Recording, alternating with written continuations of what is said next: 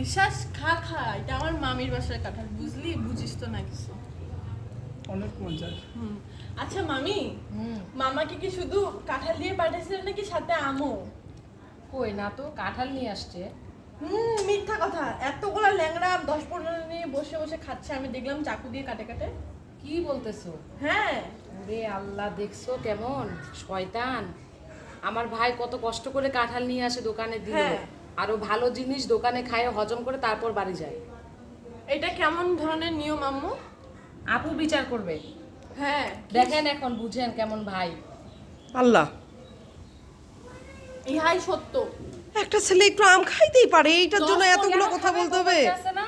হ্যাঁ। একা কেন খাবে? আমি তো ওকে ছেড়ে খাই না, আমি নিয়ে আসে তারপর খাই, একসাথে খাই। তাহলে ঠিক আছে, আজকে আসুক, ওর বিচারটা করেই ছাড়বো আমি।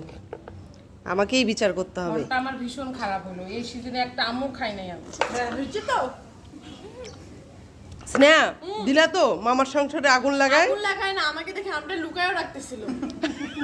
এই এটা যে, মেইন কথা। আজকে আসুক খালি, তারপর দেখিও। আচ্ছা, ও কেমন মামা? ভাগ্নিকেও দিয়ে খায় না? আচ্ছা ভাগ্নি তো দূরের থাক, আমি তো বউ, আমি তো ভাই ঘরের বউ, আমার তো দিবে। ছি ছি ছি, দিলা তো আগুনটা লাগায়। আমি 1 মিনিট শোক মানে ঘোষণা করলাম। আসুক আজকে, দেখিও। বাপ রে বাপ, আপু আপনি কিন্তু বিচার করবেন, আমি জানি। ভাবি অন ফায়ার। ঠিক আছে ঠিক আছে, আজকে বিচার হতেই হবে।